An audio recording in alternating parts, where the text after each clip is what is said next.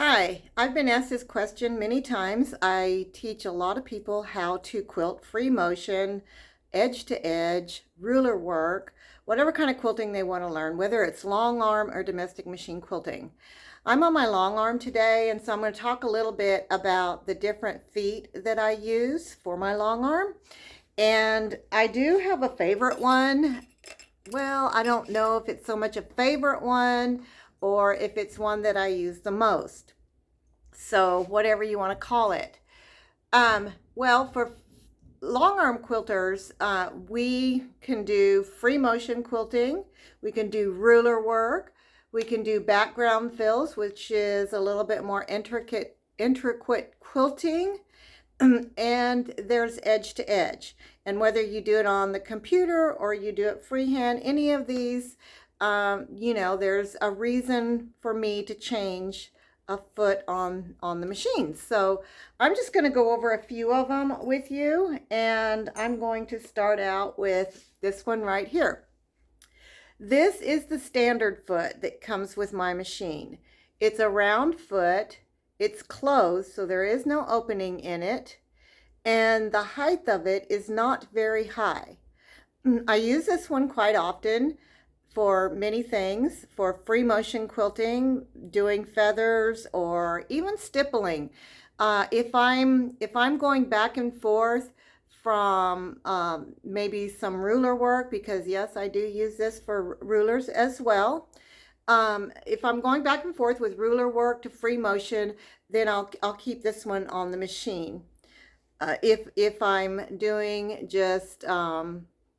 just free motion, or I will change it. So that is the standard foot. The next one is this one here, and this one you can see has a little opening in it, and I really love this one right here for free motion, because the opening gives me a little bit more to see on the quilt, the area in which I'm quilting in, and I can just follow what I want to do a whole lot better with this one when I'm free motion quilting, whether I'm doing feathers or stippling, micro stippling. And this is great actually for micro stippling or pebbles, because that opening leaves it open, and if it was closed, it's really not that much of a distraction.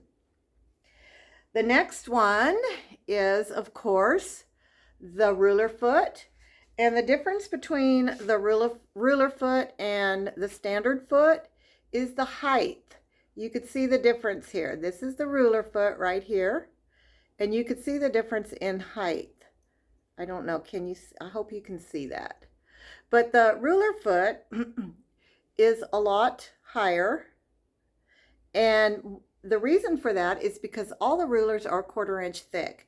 And so this part right here is about a 1/4 inch thick, and maybe a little bit more, and it helps to keep the foot up against the ruler while you're quilting. But not only that, but it it helps to keep the ruler from jumping, so that this might jump up on the ruler.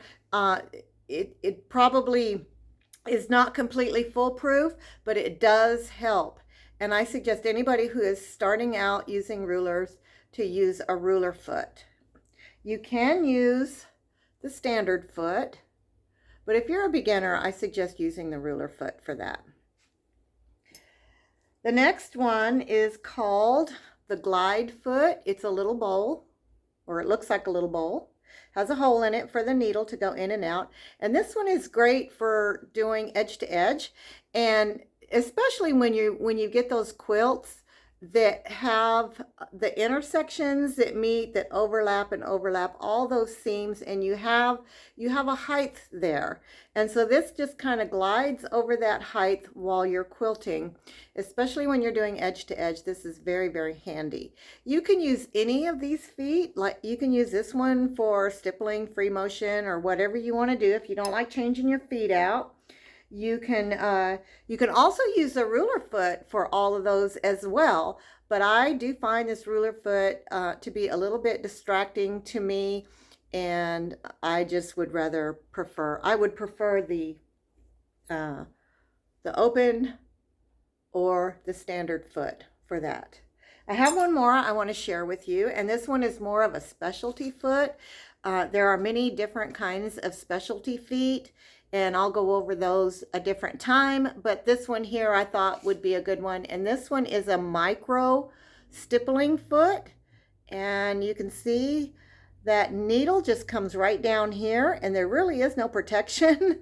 So when using this, you want to be very, very careful, but there is no distraction as far as the foot goes, and you can see all around where you want to guide the machine.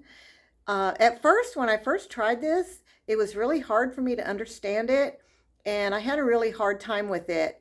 But as I used it more, it was easier and easier to use. So, you know, if you do a lot of micro stippling or even pebbles, small micro work, this foot is great for that. So I hope you enjoyed this video, and I hope that you try the different feet for your machine, and just play with it. That's kind of what quilting is all about, and that's really how I learned, is just playing and having fun. Sometimes I would just throw a piece of fabric on my machine, a sandwich with the backing and batting in the top, and it was usually a piece of muslin, and I would just play. I would freehand, I would use rulers or whatever it took to create the designs that I wanted to create. And having these different feet helped me even better to achieve the different designs that I want. Thank you.